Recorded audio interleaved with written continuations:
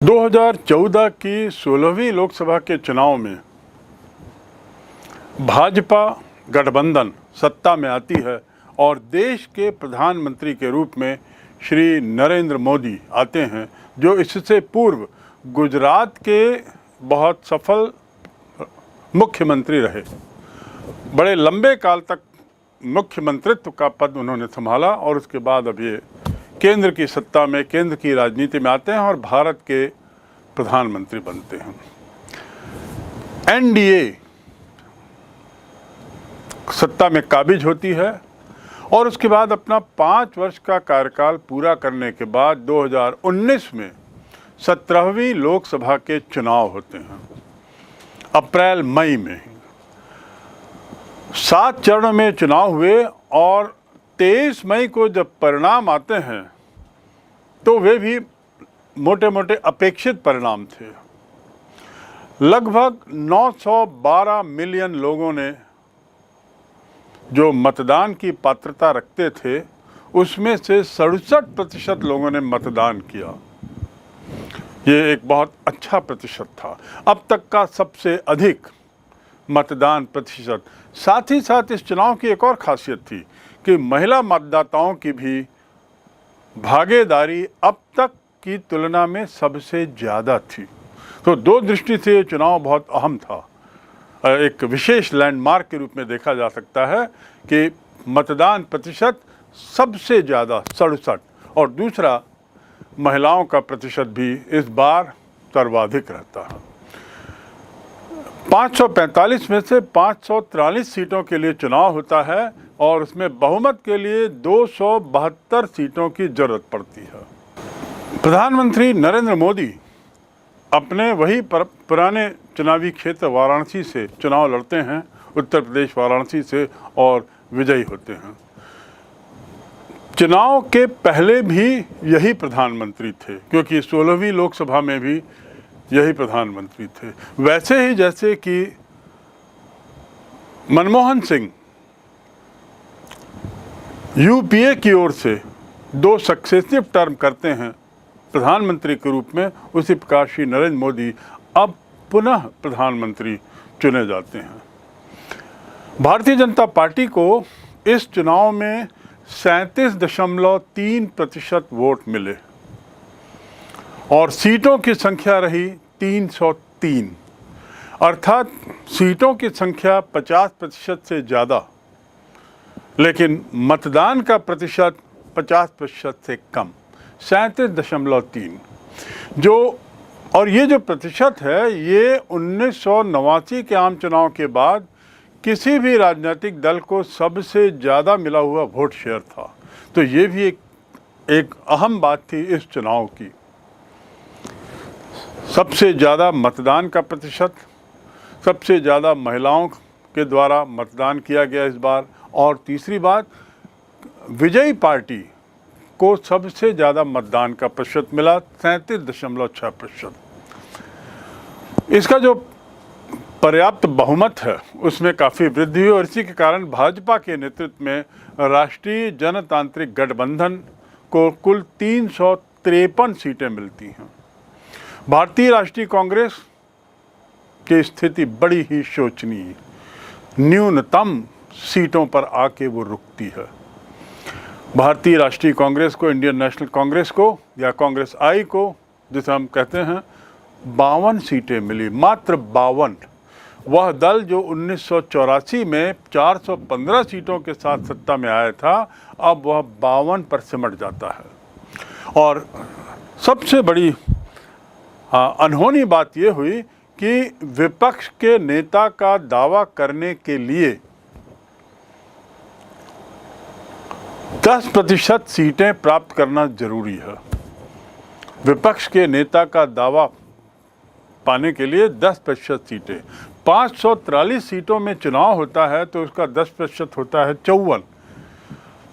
चूँकि कांग्रेस को केवल 52 सीटें मिली, उसकी कोई विपक्ष का नेता भी नहीं बन पाया। इस प्रकार हम पहली बार देखते हैं कि ऐसा विपक्षी दल, जो विपक्षी दलों में सबसे बड़ा भी, उसे इतनी कम सीटें मिली कि वह अपने विपक्ष के नेता को भी नियुक्त नहीं कर सकता और 10% का जो प्रावधान है उसे भी वो नहीं पा सका। कांग्रेस के नेतृत्व वाली संयुक्त प्रगतिशील गठबंधन ने कुल 91 सीटें पाई। ये गठबंधन की बात कर रहा हूँ, कांग्रेस अकेले की सीट नहीं, कांग्रेस अकेले को तो 52 मिली थी, गठबंधन को इस बार कुल मिलाकर मात्र 91 सीटें मिली। उसके बाद अन्य दल और उनके जो गठबंधन थे उनको इस गठबंधन से यूपीए से ज़्यादा सीटें मिली, अर्थात 98 सीटें मिलती हैं। तो इस प्रकार हम 2019 के चुनाव का भी एक दृश्य देख सकते हैं। इस समय हम देखते हैं कि हर बार की तरह इस बार भी कुछ विधानसभाओं में चुनाव होता है, कुछ सीटों में उपचुनाव भी होते हैं, आदि आदि। लोकसभा के चुनाव की कुछ और रोचक बातों में यदि हम देखें तो पाएंगे कि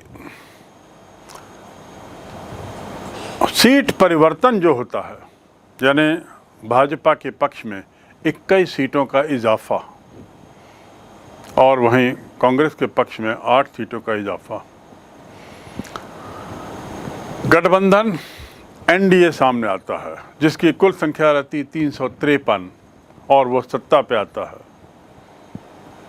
यूपीए मात्र 91। भारत के इस नक्शे में लोकसभा के चुनाव का दृश्य एक तरीके से विजुअल के रूप में आप देख सकते हैं। गत 6-7 लोकसभा चुनाव में जो 2 राष्ट्रीय दल थे मुख्य, भारतीय जनता पार्टी और कांग्रेस, इनकी स्थिति क्या रही, कैसी रही? लोकसभा के अंदर सीटों की संख्या में इनके उतार चढ़ाव को लेकर एक संक्षिप्त रूप से यहाँ पर हम थोड़ा सा देख लें। एक सरसरी नज़र दौड़ाने पर बहुत रोचक बातें सामने आएंगी। सन 84 का चुनाव, जहाँ से हमारी ये बात प्रारंभ होती है, उस समय देखेंगे तो आप देखिए कि सीटों की संख्या भारतीय जनता पार्टी बनाम कांग्रेस है। भारतीय जनता पार्टी को सन 84 में मात्र 2 सीटें मिलती हैं।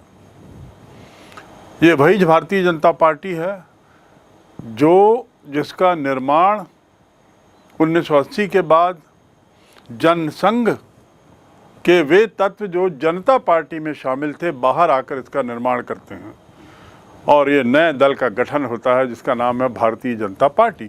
इसको 2 सीटों से संतुष्ट होना पड़ता है।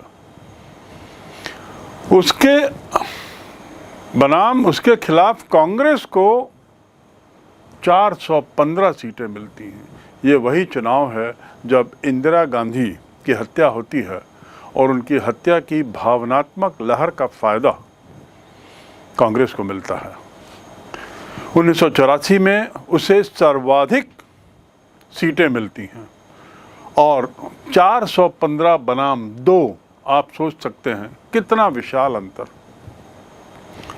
अगला चुनाव 1989। इस चुनाव में जिस दल को 2 सीटें मिली थी उसकी संख्या में भारी इजाफा, यद्यपि वह भी अभी भी बहुमत से बहुत दूर, लेकिन बहुत बड़ा इजाफा, 2 अब 85 हो जाती है। और उसके खिलाफ कांग्रेस का क्या हश्र होता है, 415 से उसकी सीटें घटकर आधे से भी कम हो जाती हैं, 197 पर कांग्रेस रुक जाती है। दूसरे शब्दों में हम कह सकते हैं कि यहाँ हम देखते हैं कि धीरे धीरे उसकी वर्चस्वता जो थी, उसका जो प्रभुत्व था, वो कैसे कम होता है। यदि हम दोनों की तुलना करें 89 के चुनाव में तो 85 बनाम 197 की स्थिति होती है भारतीय जनता पार्टी बनाम कांग्रेस में। 1991 का इलेक्शन, जो मध्यावधि चुनाव, इस मध्यावधि चुनाव में जो मंडलीकरण के बाद देश में थोपा जाता है, ये वह चुनाव है जिसमें कांग्रेस को 211 मिलती है, अर्थात कमोबेश उतनी ही सीटें जितनी इसको पूर्व में मिली थी, उसमें 15 सीटों का इजाफा होता है। वहीं भारतीय जनता पार्टी जो 85 पर थी वह 221 पाती है। कांग्रेस की बात यदि करें तो 211 नहीं 197 सीटें बढ़ के उसकी 244 होती हैं और भारतीय जनता पार्टी की 85 सीटें बढ़ के 221 हो जाती हैं। यदि हम दोनों की तुलना करें तो अब तराजू का पलड़ा दोनों ही ओर लगभग बराबर है और भारतीय जनता पार्टी कांग्रेस से थोड़ी ही पीछे है, मात्र करीब 23 सीटें 23 सीटों से वो पीछे है। अगला चुनाव 1996 का पीवी नरसिम्हा राव के 5 वर्ष के कार्यकाल के पूरे होने के बाद का चुनाव। इस चुनाव में देखिए क्या स्थिति बनती है। भारतीय जनता पार्टी 160 और कांग्रेस 140, अर्थात दो बातें बड़ी स्पष्ट। पहली बार भारतीय जनता पार्टी को कांग्रेस से ज़्यादा सीटें मिलती हैं। पहली बार भारतीय जनता पार्टी को कांग्रेस से ज़्यादा सीटें लोकसभा में मिलती हैं। वह पार्टी जो 2 से शुरू होती है अब संसद की सबसे बड़ी पार्टी बन जाती है, यद्यपि उसके सीटों की संख्या मात्र 160 है। वहीं कांग्रेस अब 140 पर रुक जाती है। 244 से 140 अर्थात उसको 100 सीटों से ज़्यादा का नुकसान होता है 1996 में। 1998 मध्यावधि चुनाव, भारतीय जनता पार्टी की सीटों में पुनः वृद्धि 182, कांग्रेस जस की तस 141 पर। लेकिन 1999 जो मध्यावधि चुनाव होता है उसमें कांग्रेस पहली बार बीजेपी से इतने पीछे पिछड़ती है और इसका परिणाम ये होता है कि भारतीय जनता पार्टी का जो गठबंधन है वह एक स्थायी सरकार देने में सफल होता है 5 वर्ष के लिए। भारतीय जनता पार्टी को मिलती है 182, यानी उतनी ही जितनी कि उसे 98 में मिली थी। लेकिन कांग्रेस की सीटों की संख्या घटकर बहुत कम 114 पे रुक जाती है। और उसके बाद 2004 का चुनाव, 2004 के चुनाव में जो मनमोहन सिंह के नेतृत्व वाली यूपीए बनाम अटल बिहारी वाजपेयी के नेतृत्व वाली एनडीए के बीच होती है, उस चुनाव में अटल बिहारी वाजपेयी का जो दल है, जो गठबंधन है, वह मात्र 138 सीटें पाता है और कांग्रेस के नेतृत्व वाली यूपीए को 145 सीट मिलती है, बहुमत से बहुत कम। 272 सीटें चाहिए बहुमत के लिए, लेकिन कांग्रेस को मात्र 145 मिलती हैं। पर गठबंधन के जोड़ तोड़ से, जुगाड़ से वह ये सुनिश्चित करती है कि सत्ता यूपीए को मिले और इस प्रकार 1904 में कांग्रेस के गठबंधन को सरकार बनाने में सफलता मिलती। कुल मिला के इस पूरे पिक्चर में आप देखते हैं कि कैसे तराजू का पलड़ा कांग्रेस का जो पहले बहुत भारी था, घटते घटते वो कम होता है और फिर अंत में 2004 में वो पुनः किसी तरीके से सत्ता में आने में काबिज होती है। दूसरी ओर भारतीय जनता पार्टी इसकी स्थिति में लगातार वृद्धि हो रही। यद्यपि उसे 2004 में 138 सीटें ही मिली, लेकिन तब तक सत्ता का स्वाद वो चख चुकी थी। तब तक वह 3 बार सत्ता में आ चुकी थी, यद्यपि संक्षिप्त काल के लिए। और वह पार्टी जो 2 से शुरू हुई थी, 2 सीटों से, अब उसके पास सरकार चलाने का अनुभव हो गया था। कांग्रेस और भाजपा के दोनों को मिले वोटों को यदि जोड़ दें, कांग्रेस धन भाजपा, कुल वोटों की संख्या को जोड़ दें, तब भी 1989 के बाद से उन्हें इतने वोट नहीं मिले थे कि कुल मतों का 50% से ज़्यादा हो, अर्थात बहुमत हो। इतनी कम अल्पमत में रहते हुए भी ये गठबंधन सरकारें बना रही थीं। ये एक बड़ा रोचक तत्व है, बड़ा महत्वपूर्ण बदलाव है जो इस काल में हम देखते हैं। उसी तरह सीटें भी लोकसभा की कुल सीटों के 50% से अधिक नहीं हो, जो बहुमत के लिए जरूरी था, फिर भी वे सरकार बनाने में सक्षम थी। 90 के दशक में हम लगातार देखते हैं कि जो मुकाबला चलता है सन 84 से लेकर सन 2014-19 तक, वो बेसिक मूल रूप से दो गठबंधनों के बीच में, भारतीय नीति गठबंधन और कांग्रेस नीति गठबंधन, ये दो गठबंधनों के बीच की राजनीति इस 20 वर्ष के काल को प्रभावित करती है और जो सत्ता है वो उन्हीं दोनों गठबंधनों के बीच में आती जाती रहती है। 2004 के लोकसभा चुनाव में हम 4 गठबंधन देखते हैं और पहले भी ऐसे ही था, 3 और 4 तरह के गठबंधन थे, लेकिन 2004 का चुनाव, लोकसभा चुनाव, उसमें जो हम बात देखते हैं वो पहले है कि एनडीए की हार होती है। 1999 से 2004 तक अटल बिहारी वाजपेयी के नेतृत्व में एनडीए गठबंधन पहली बार अपना 5 वर्ष का कार्यकाल पूरा करने में सफल होता है, पर दुर्भाग्य से चुनाव में पराजय मिलती है और दोनों को प्राप्त जो कुल वोट हैं, इनका अंतर बहुत कम रहता है, बहुत कम अंतर से पराजित होती है एनडीए, या जिसे हम राजग बोलते हैं, राष्ट्रीय जनतांत्रिक गठबंधन। अंतर कम रहता। दूसरा जो गठबंधन था वो यूपीए का था, यूनाइटेड प्रोग्रेसिव अलायंस, संयुक्त प्रगतिशील गठबंधन, जो विजयी होता है और वाम मोर्चे के समर्थन से सरकार बनाता है। आपने देखा उसके सीटों की संख्या कितनी कम थी 2004 के चुनाव में, लेकिन उसके बाद भी वो सरकार बनाती है। क्यों? क्योंकि उसे वाम मोर्चे का समर्थन मिल जाता है, जिसे पर्याप्त सीटें स्वयं को मिली होती हैं। तीसरी बात जो इस चुनाव की है वह है कांग्रेस का पुनरुत्थान।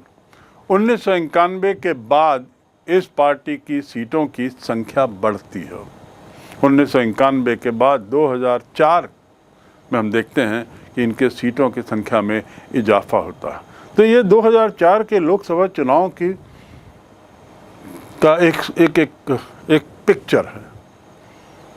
जो महत्वपूर्ण बदलाव इस काल में आए थे, उसमें एक बदलाव जिसका हमने जिक्र किया है वह थी बढ़ती सहमति। अर्थात विभिन्न राजनीतिक दल जो थे, चाहे वो राष्ट्रीय स्तर के हों चाहे क्षेत्रीय स्तर के हों, उनमें कुछ आम सहमति थी कुछ बातों को लेकर। अनेक महत्वपूर्ण मसलों पर अधिकतर राजनीतिक दलों के बीच में जो सहमति बनती है, उसका एक खाका यहाँ हम आपको देते हैं। उसमें पहली सहमति का बिंदु था नई आर्थिक नीति।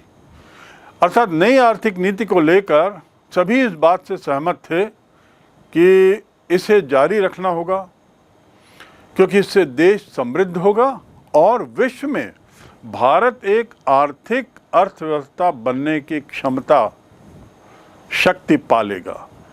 यानी नई आर्थिक नीति पर सभी सहमत। दूसरी बात, पिछड़ी जातियों को लेकर भी, पिछड़ी जातियों के उत्थान को लेकर भी, उसके तरीके को लेकर भी दलों में सहमति बनी। पिछड़ी जाति के उत्थान की आवश्यकता को भी लेकर सब में सहमति थी। ये सब मानने लगे कि पिछड़ी जातियों के राजनीतिक और सामाजिक दावों को हमें स्वीकार करना होगा, हमें उसे अहमियत देनी होगी, उसे उचित स्थान देना होगा। और उस दिशा में शिक्षा और रोजगार, इन क्षेत्रों में पिछड़ी जातियों के लिए सीटों के आरक्षण को लेकर भी मोटा मोटा सब में सहमति थी। अर्थात वे मानते थे कि ये पिछड़ी जातियों के पिछड़ेपन का मुख्य कारण अशिक्षा और बेरोजगारी उस तबके की है, और यदि इस तबके को हमें ऊपर उठाना है तो उसके लिए शिक्षा और रोजगार, इसका हमें समुचित प्रावधान करना पड़ेगा, और उस प्रावधान का जरिया होगा आरक्षण। इस बात पे भी सबकी सहमति थी। इसके अलावा सत्ता में अन्य पिछड़ा वर्ग की अनुमति की भागीदारी पर भी सहमति हुई। तीसरी बात जिस पे आम सहमति बनी थी, जैसा मैंने बताया पूर्व में, शासन में प्रांतीय दलों की भूमिका, क्षेत्रीय दलों की भूमिका। इस बात को माना गया कि क्षेत्रीय दल केंद्रीय सरकार में साझेदारी करने की क्षमता रखते हैं, उनके साझेदारी की ज़रूरत है, और क्षेत्रीय दल क्षेत्रीय होते हुए भी उतने ही महत्वपूर्ण है जितने कि राष्ट्रीय दल। और राष्ट्रीय दलों को राजनीतिक स्थायित्व के लिए, सत्ता में सततता के लिए जरूरी है कि क्षेत्रीय दलों के मदद वे लेते रहें, समर्थन लेते रहें। पिछले कई सालों में देश की राजनीति में ऐसा देखा गया कि ये क्षेत्रीय दल बहुत महत्वपूर्ण भूमिका निभा रहे हैं, और इस सच्चाई को, इनकी भूमिका को, इनकी अहमियत को सभी दल अब स्वीकार करने लगे और इस बात पे सहमत भी थे। चौथी बात जिस पर सहमति, आम सहमति थी, वो थी कि विचारधारा को अब उतना तवज्जो ना दिया जाए। विचारधारा की राजनीति से हटकर अब कार्य सिद्धि की राजनीति पर जोर दिया जाए।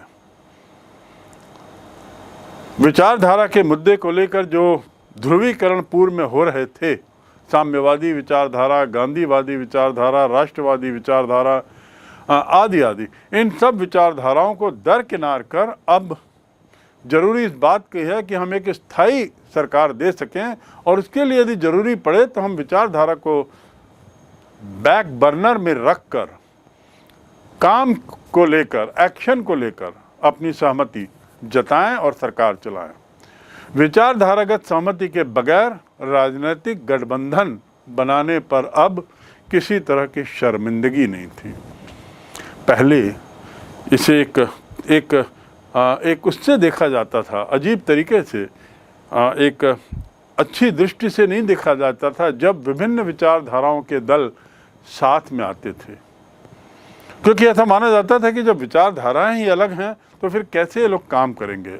लेकिन समय के साथ साथ ये स्पष्ट होता गया कि विभिन्न विचारधाराओं के रहते हुए भी एक साथ कुछ न्यूनतम साझा कार्यक्रम के तहत एक मंच पर आया जा सकता है, एक गठबंधन बनाया जा सकता है, एक स्थायी सरकार बनाई जा सकती है और देश को आगे बढ़ाया जा सकता है। अर्थात विचारधारा गत सहमति के बगैर भी राजनीतिक गठबंधन संभव है, ये इस बात पर अब सभी सहमत थे। और इसका उदाहरण था कि अधिकतर दल जो हैं, जो एनडीए में हैं, राष्ट्रीय अलायंस में जो हैं, वे राष्ट्रीय जनतांत्रिक गठबंधन के जो दल, ये भारतीय जनता पार्टी की हिंदुत्व की विचारधारा से सहमत नहीं हैं, लेकिन उसके बावजूद वे गठबंधन में शामिल हैं और सफलतापूर्वक वो सरकार चला रहे हैं। ये क्यों संभव हो पाया? कि हिंदुत्व की विचारधारा जिस पर उनमें मतभेद है, उसको उन्होंने किनारे रख दिया है और काम को लेकर, काम के लक्ष्य को लेकर एकजुट होकर अपनी सहमति दिखाई है। तो इस प्रकार हम देखते हैं कि ये काल जो है, इसमें जो बदलाव आए, उसका एक बहुत बड़ा बदलाव हम देखते हैं इस काल में, बढ़ती सहमति कुछ मूलभूत मुद्दों पर।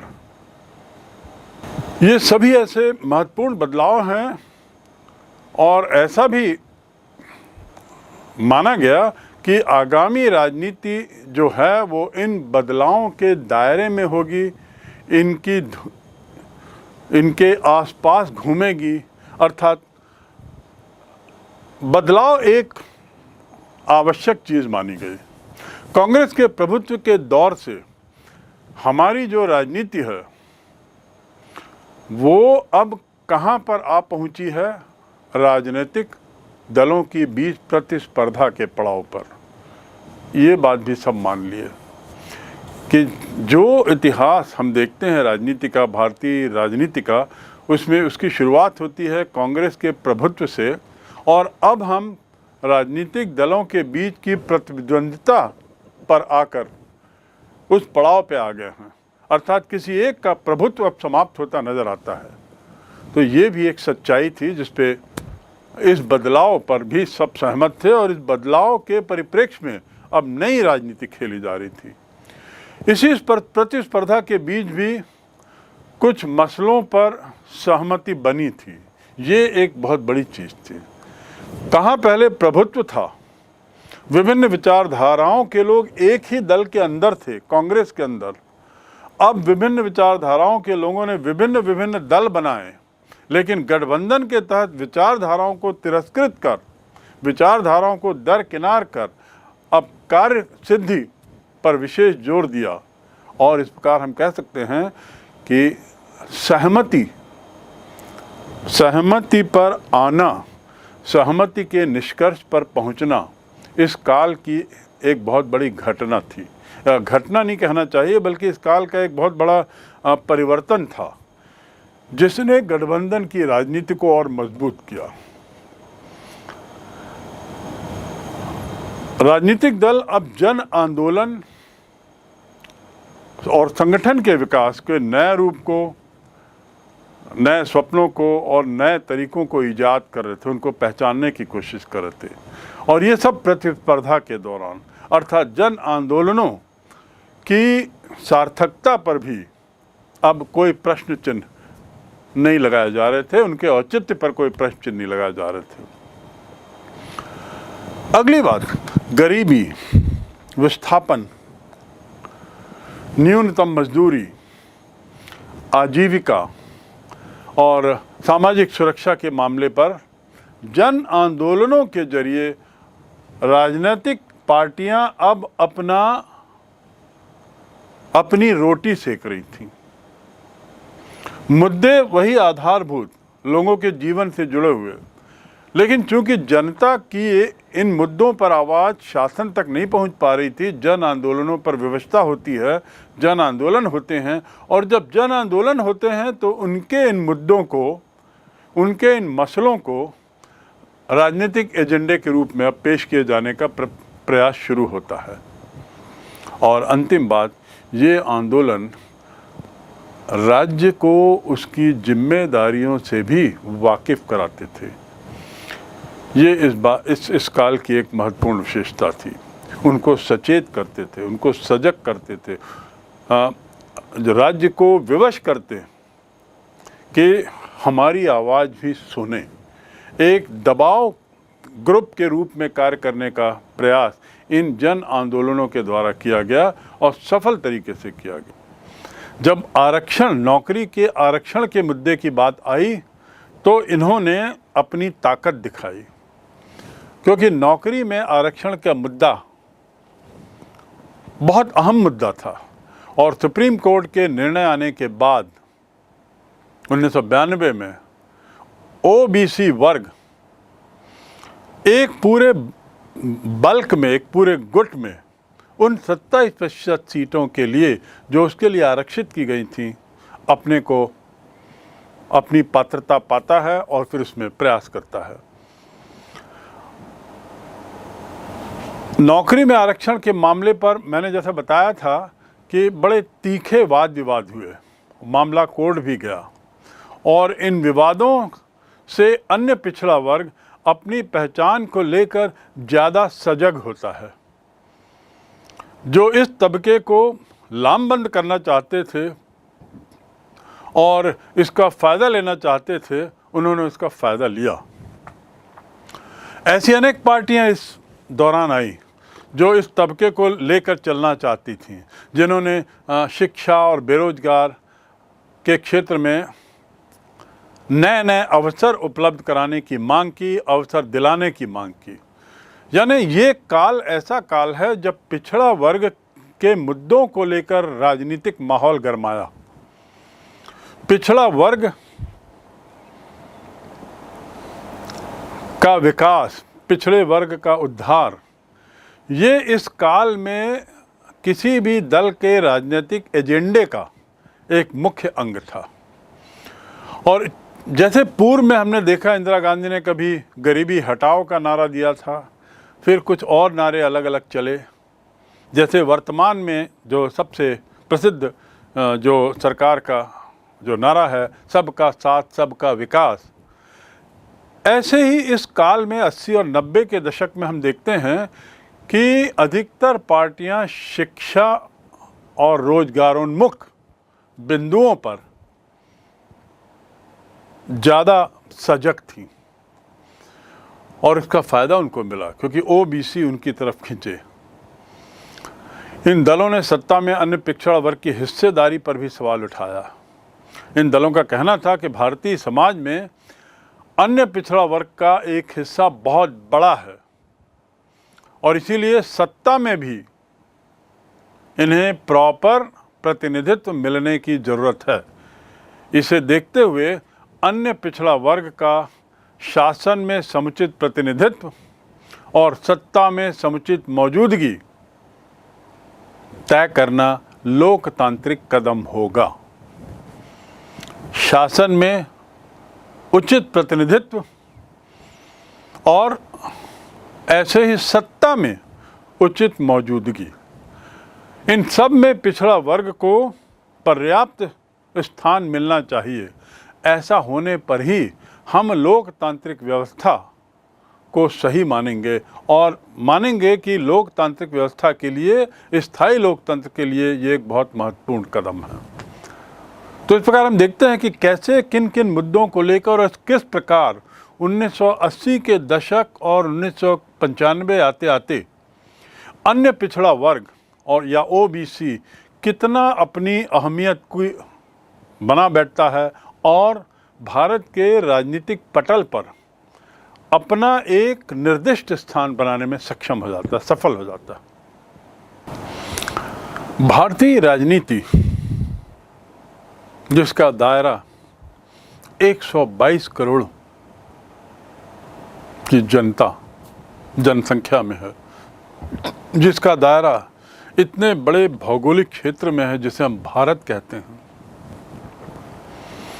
उसकी राजनीति इस मामले में बड़ी कॉम्प्लेक्स है कि भारतीय या भारत विविधता का देश है। विविध परंपराएं, विविध भाषाएं, विविध संस्कृति, विविध इतिहास आदि न जाने क्या क्या इसके राजनीतिक पहलू को उतना ही कॉम्प्लेक्स, जटिल बना देते हैं जितना कि कोई अन्य पहलू हो।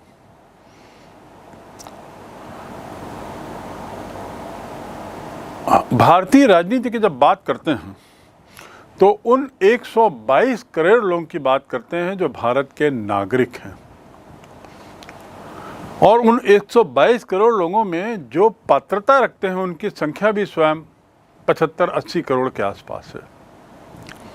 इस 75-80 करोड़ में समाज के सभी तबके के लोग हैं, चाहे वो आर्थिक दृष्टि से उच्च वर्ग के लोग या निम्न वर्ग के लोग, गरीब, चाहे वे बहुत शैक्षिक हों या बिल्कुल अनपढ़ हों, चाहे वे किसी भी जाति के क्यों ना हों, किसी भी उपजाति के क्यों ना हों, किसी भी तरह की नौकरी या व्यापार क्यों ना कर रहे हों, इन सब को मतदान का अधिकार है। देश की राजनीतिक प्रक्रिया में एक नागरिक के नाते शामिल होने का अधिकार है। आप सोच सकते हैं कि इस विशालता में, इस विविधता में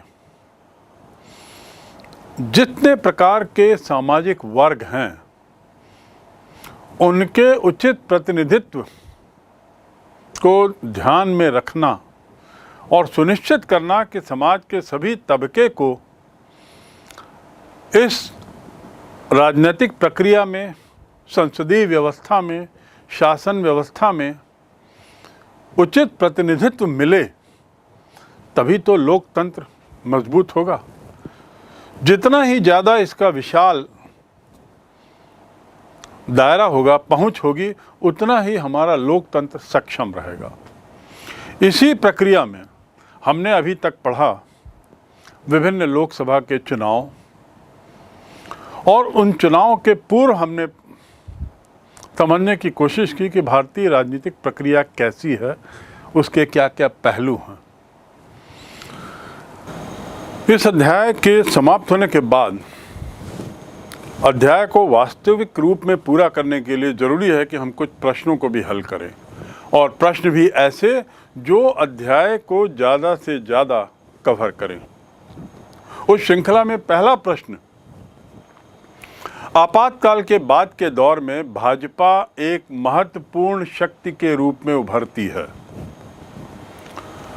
इस दौर में इस पार्टी के विकास क्रम का उल्लेख करें।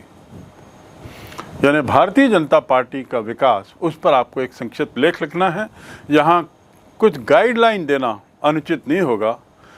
उत्तर में आपको इसकी शुरुआत करनी है भारतीय जनता पार्टी के गठन से लेकर 6 अप्रैल 1980, वहाँ से इसकी शुरुआत होती है। लोकसभा के चुनाव जिसमें 2 सीटें मिलती हैं 1984, राम जन्मभूमि ने पार्टी को ताकत दी, तो राम जन्मभूमि का विवरण इसके बाद आना अत्यावश्यक है। उसके बाद लोकसभा का जो 1991 का चुनाव होता है, उसके बारे में आपको संक्षिप्त में लिखना है कि वहाँ पर पहुँचते पहुँचते 2 सीटों वाली पार्टी की क्या स्थिति होती है। फिर 1991 के चुनाव के बाद 1996 पर आपको नज़र दौड़ानी होगी और ये बताना होगा कि इस चुनाव में वो सबसे बड़ी पार्टी होकर उभरती है, जहाँ से 161 सीट मिलती हैं, और कांग्रेस अब पहली बार दूसरे स्थान पर आती है।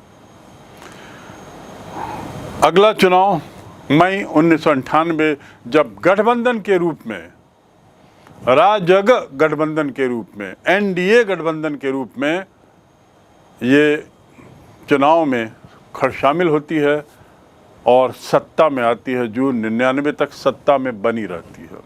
अक्टूबर 99 में फिर चुनाव होता है और दोबारा सत्ता हासिल होती है 13 महीने के बाद। 13 महीने के कार्यकाल के बाद जब दोबारा चुनाव होता है तो फिर इसे सत्ता मिलती है और इस बार वो अपना निर्धारित कार्यकाल पूरा करती है। उस कार्यकाल का थोड़ा सा विवरण आपको देना होगा। फिर लोकसभा चुनाव 2004, 2009, 2014 और 2019, और वर्तमान में इसके सीटों की संख्या 303। तो 2 से शुरू होने वाला दल अब 303 सीटों पर कैसे पहुंचा, इसकी गाथा को आपको संक्षिप्त में इसी बिंदुओं को लेकर लिखना है। दूसरा प्रश्न, कांग्रेस के प्रभुत्व का दौर समाप्त हो गया है, प्रभाव का नहीं। प्रश्न है, कांग्रेस के प्रभुत्व का दौर समाप्त हो गया है, इसके बावजूद देश की राजनीति पर कांग्रेस का असर लगातार कायम है। क्या आप इस बात से सहमत हैं? अपने उत्तर के पक्ष में तर्क दीजिए। जो भी आपका उत्तर है उसके पक्ष में तर्क दें। यदि सहमत हैं तो उसके पक्ष में, सहमत नहीं हैं तो उसके पक्ष में। तो ये स्टेटमेंट बहुत महत्वपूर्ण है। आपको प्रभुत्व और प्रभाव में अंतर समझना है।